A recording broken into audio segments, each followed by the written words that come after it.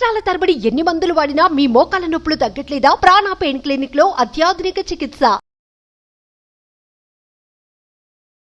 నమస్తే, welcome to Suman TV.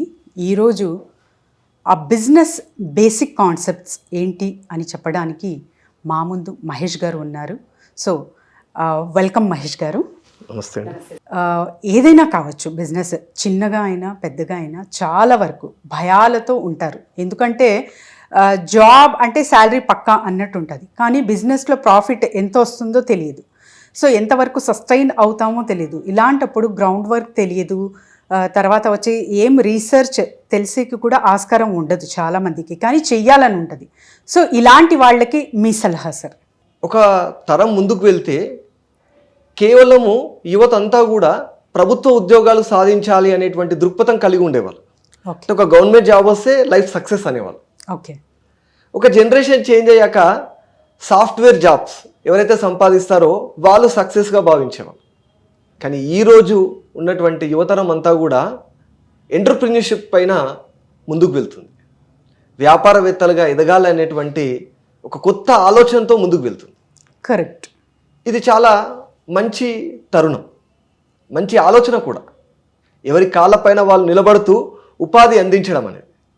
కానీ అలాంటి వ్యాపారాలను ఏర్పాటు చేయాలంటే యువతకు, రాబోయేటువంటి వ్యాపారవేత్తలు గుర్తుంచుకోవాల్సినటువంటి ముఖ్యమైన విషయం, వాళ్ళు మొట్టమొదటగా ఏ వ్యాపారాన్ని స్థాపించాలనుకుంటున్నారో ఆ మార్కెట్ని రీసెర్చ్ చేయాలి. ఎందుకంటే ప్రతి 30 సంవత్సరాలకు ఒకసారి టోటల్గా ప్రోడక్ట్స్, మన యొక్క చుట్టూ ఉన్నటువంటి ప్రపంచము, సర్వీసెస్ అన్నీ కూడా మారిపోతున్నాయి. Yes sir. కాబట్టి కస్టమర్ యొక్క టేస్ట్ అండ్ ప్రిఫరెన్సెస్ చేంజ్ అవుతున్నాయి. వాటిని గుర్తించి వాటికి అనుగుణంగా ప్రోడక్ట్స్ లేదా సర్వీసెస్ని మనం తయారు చేసినప్పుడు ఖచ్చితంగా వ్యాపారం అనేది అతి తక్కువ కాల వ్యవధిలోనే ఒక గొప్ప వ్యాపార సామ్రాజ్యంగా తయారవడానికి అవకాశం ఉంటుంది. అలాంటి సందర్భంలో అసలు కస్టమర్ ఎలాంటి సర్వీసెస్ని కోరుకుంటున్నాడు, ఎలా మారబోతున్నాడు అనే విషయాన్ని దూరదృష్టితో మనం ఒకవేళ యాంటిసిపేట్ చేయగలిగినట్లయితే 100% మనం స్థాపించబోయేటువంటి వ్యాపారాలు లాభాల బాటలో కొనసాగుతాయి. ఈ దూరదృష్టి అనేటువంటి టాపిక్ రాగానే ఒక మంచి వ్యాపారవేత్తకు సంబంధించినటువంటి వ్యక్తి గురించి మనం చెప్పుకోవాలి. వెలుమణి గారు ఈరోజు మనకు న్యూస్ పేపర్లో, అదేవిధంగా మీడియాలో చాలా డిస్కషన్ జరుగుతుంది. Yes sir. ఒకప్పుడు అతను కేవలం 150 రూపాయలకే ఒక వ్యాపారంలో పనిచేస్తూ ఉన్నప్పుడు ఆ వ్యాపారాన్ని సడన్గా క్లోజ్ చేశారు. వారి ఇంటర్వ్యూలో చెప్తారు, అసలు ఆ వ్యాపారాన్ని క్లోజ్ చేసిందే బెటర్ అయింది, లేదంటే అక్కడే నేను వర్క్ చేస్తూ ఉండేవాడిని, కొత్త వ్యాపారాన్ని స్థాపించే అవకాశం నాకు కలిగేది కాదు అని చెప్తుంటారు. ఓకే. ఓకే. వారు ముందుగానే ఏం చేశారంటే థైరోకేర్ అంటే థైరాయిడ్ వల్ల చాలామంది ఇబ్బంది పడుతున్నారు, టెస్ట్ చేసుకోవడానికి చాలా కష్టం అవుతుంది, చాలా కాస్ట్లీ ఉంది. ఆ రోజుల్లోనే థైరాయిడ్ రిపోర్ట్ తీసుకోవడానికి 400 రూపీస్ ఖర్చు అయ్యేది. వెలుమణి గారు ఏం చేశారంటే కేవలం 100 రూపీస్కే ఆ థైరాయిడ్ టెస్ట్ రిపోర్ట్ ఇవ్వడం అనేది ప్రారంభించారు. వారు ఏం చెప్తారంటే, సరే ఎందుకు మీరు ఆ 400 రూపీస్ కాస్ట్ని 100 రూపీస్గా డిక్రీజ్ చేశారు అంటే, ఒక పిరమిడ్లా చూసుకుంటే పైన భాగంలో 400 రూపీస్ బేర్ చేసేటువంటి కస్టమర్స్ ఉంటారు, తక్కువ మంది. Yes sir. మనం కింది భాగం చూసుకుంటే తక్కువ ఎక్స్పెండిచర్ అంటే తక్కువ కాస్ట్ని బేర్ చేసే వాళ్ళ యొక్క వాల్యూమ్ అనేది చాలా ఎక్కువ ఉంటుంది. వాళ్ళని క్యాచ్ చేయగలిగితే అతి తొందరలో మనం ఎక్కువ సంపదని సృష్టించవచ్చు అంటారు వారు. కాబట్టి వెలుమణి గారు కేవలం ఎలాంటి పెట్టుబడి లేకుండా వ్యాపారాన్ని స్థాపించాక ఈరోజు ఆ వ్యాపార సామ్రాజ్యం యొక్క విలువ 3,300 కోట్ల రూపాయలుగా తయారవడం అనేది జరిగింది. Great sir.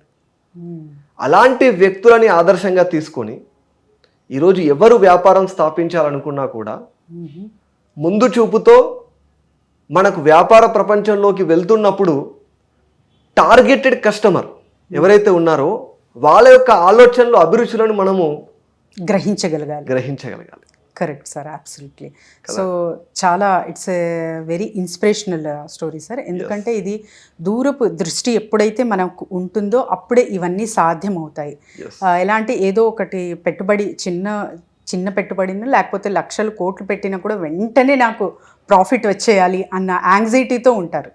సో వీళ్ళకి మంచి సమాధానం అనుకోవచ్చు, ఒక సొల్యూషన్ అనుకోవచ్చు ఈ video through.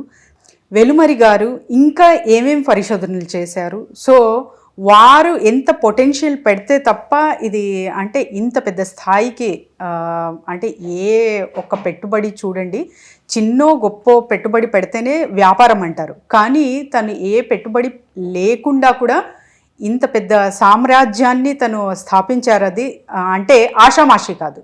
So what is the secret sir? ఇక్కడ మనం గమనించాల్సింది ఏంటంటే చేంజ్ అనేది చాలా అత్యావశ్యకం. ప్రపంచంలో మారుతూ ఉంటుంది ఏదైనా సరే, ఆ మార్పుల తగ్గట్టు మనం మారాలి. Correct. If you are not change with the change, change will change you, exchanged by the change. Okay, నువ్వు ఆ మార్పు చేత మార్చేమే పడతావు అంతే. మనకు కంప్యూటర్స్ అన్ని వచ్చాక నేను ఇంకా టైప్ రైటర్తో వర్క్ చేస్తా అంటే ఎవరు నిన్ను జాబ్లోకి తీసుకోవడానికి అవకాశం ఉంటుంది? కరెక్ట్ కదా అండి. కాబట్టి మార్పుతో పాటు మనం కూడా మారినప్పుడు మాత్రమే ఉద్యోగంలో అయినా వ్యాపారంలో అయితే అతి కీలకమైనటువంటి విషయం. ఇక్కడ ఒక చిన్న కథ చెప్తాను. Sure sir. 2 ఎలుకలు, కేవలం మన బొటన వేలు సైజు ఉండేటువంటి ఒక 2 ఎలుకలు, 2 మనుషులు ఒక అడవిలో ఆహారం కోసం వెతుకుతూ ఉంటారు. అలా వెతికేటువంటి సందర్భంలో వాళ్ళకు ఒక పెద్ద చీజ్ కనిపిస్తుంది. ఓకే, అవి చూడగానే చాలా హ్యాపీ అనిపిస్తుంది వాటికి. అసలు మనం ఆహారం కోసం వెతకాల్సిన అవసరం లేదు, దీన్ని తింటూనే మనం రోజు గడిపేయచ్చు, అసలు ఎలాంటి శ్రమ అవసరం లేదు, భోంచేస్తూ పడుకోవచ్చు అనుకుంటాయి. 2 ఎలుకలు 2 మనుషులు అలా ప్రతిరోజు అవసరమైనప్పుడు ఆకలి అనిపించినప్పుడల్లా తింటున్నారు, రెస్ట్ తీసుకుంటున్నారు. కానీ ఎలుకలు ఒకరోజు గమనించాయి వాటి యొక్క టేస్ట్ స్మెల్ చేంజ్ అవుతుంది. ఓకే, అంటే ఇది కొన్ని రోజుల్లో మనం దీన్ని ఆహారంగా పరిగణించలేము, ఖచ్చితంగా దీన్ని మనము మార్చుకోవాలి, దీన్ని చేంజ్ చేయాలి, మనం ఆహారం కోసం మళ్ళీ వేట ప్రారంభించాలని గుర్తించి ఆ 2 ఎలుకలు అక్కడి నుండి తప్పించుకున్నాయి, వెళ్ళిపోయి మళ్ళీ ఆహారాన్ని వెతకడానికి ప్రారంభించాయి.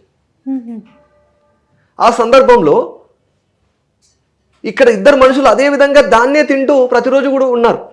ఒక వ్యక్తి కూడా అర్థమైపోయింది 2 ఎలుకలు వెళ్ళిపోయాయి, ఆహారం కోసం మనం కూడా వెతకాలి అని. ఓకే, ఇంకొక వ్యక్తి ఆహారం కోసం వెతకడం ప్రారంభించాడు. కానీ ఒక వ్యక్తి మాత్రము అక్కడనే ఆ చీజ్ తింటూ రోజులు గడిపేస్తున్నాడు. కొన్ని రోజులకు ఆ చీజ్ అక్కడ మాయమైపోయింది. కానీ ఆ వ్యక్తి ఏమనుకుంటున్నట్టే ఇక్కడే మాయమైంది కాబట్టి ఇక్కడే మళ్ళీ చీజ్ వస్తుంది అని అలాగే కూర్చున్నాడు. కానీ 2 ఎలుకలు దీనికంటే పెద్ద చీజ్ని గుర్తించాయి. దీంట్లో ఒక వ్యక్తి కూడా అక్కడికి వెళ్ళి చూశాడు, అమ్మో చాలా ఫ్రెష్ చీజ్ దొరికింది, అక్కడే ఉంటే కొన్ని రోజులకు ఆహారం లభించేది కాదు అని. కానీ అక్కడే ఉన్నటువంటి వ్యక్తి ఎదురు చూసి ఆహారం లేక చనిపోయాడు. ఈ స్టోరీ ద్వారా మనం నేర్చుకోవాల్సిన 2 విషయాలు. సార్, యాంటిసిపేట్ ద చేంజ్ అంటే ముందుగానే జరిగేటువంటి మార్పును మనం ఊహించాలి. అలా ఊహించినటువంటి ఎంతోమంది వ్యాపారవేత్తలు ఈరోజు అగ్ర వ్యాపారవేత్తలుగా, దేశాన్ని శాసించేటువంటి వ్యాపారవేత్తలుగా వాళ్ళు ఎదిగి కోట్ల రూపాయలు ఈరోజు సంపాదిస్తూ కోట్ల మందికి ఉపాధి కల్పిస్తున్నారు.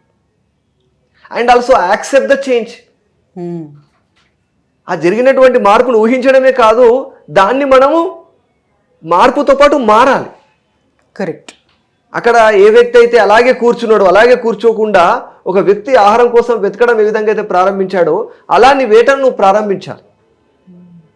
కాబట్టి ప్రతి వ్యాపారవేత్త దూరదృష్టి కలిగి ఉండడము, మార్పుతో పాటు మారడం అనేవి చాలా basic important things to become a good entrepreneur. It's very great thing sir. చాలా మంచిగా చెప్పారు. ఆ సింపుల్గా with clarity of thoughts and అసలు అంటే ఒక బిజినెస్ ప్రారంభించాలంటే ఇంపార్టెంట్ ఏంటి అనేది చాలా క్లుప్తంగా చెప్పారు. Thank you sir, thank you so much. Thank you. Suman టీవీలో మీ పర్సనల్ అండ్ బిజినెస్ ప్రమోషన్స్ కోసం కింది నెంబర్కి కాంటాక్ట్ చేయండి.